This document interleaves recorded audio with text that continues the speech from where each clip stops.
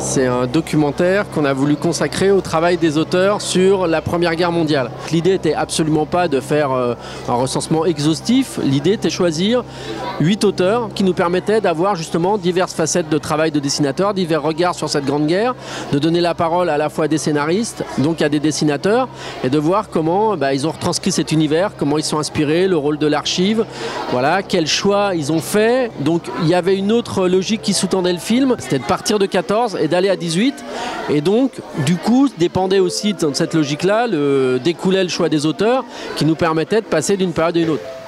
Je représentais certainement pour eux ce brave soldat français plein de bonne volonté, ce sacrifié d'avance, auquel on avait dit qu'il allait joliment donner sa vie pour la patrie. On verra les réactions tout à l'heure, mais il y a des images assez dures au début.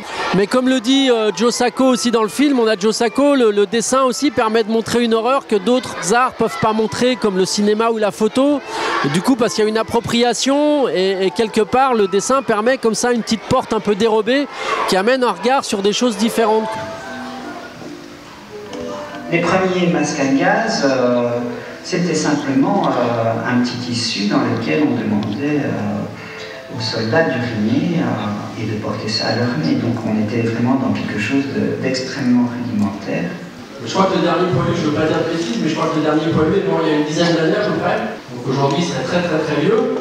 Donc évidemment, on n'a plus de lien direct avec cette histoire, mais dans les familles, il y a un grand-père qui a connu, etc. Et là, cette toute dernière image, on a voulu finir le film sur cette dernière image parce que c'est en fait les 4 arrière-grands-oncles du réalisateur. Le producteur, il nous a parlé un peu de son film. Au bout d'un moment, on voyait des visages déchirés, des jambes coupées et tout ça, alors ça faisait... Et on voyait aussi un peu de sang, alors c'était pas très joli. Ce qui m'a impressionné, franchement, c'était quand il dessinait les personnes qu'ils avaient parlé dans le documentaire. Quand il dessinait, c'était très beau ce qu'il faisait.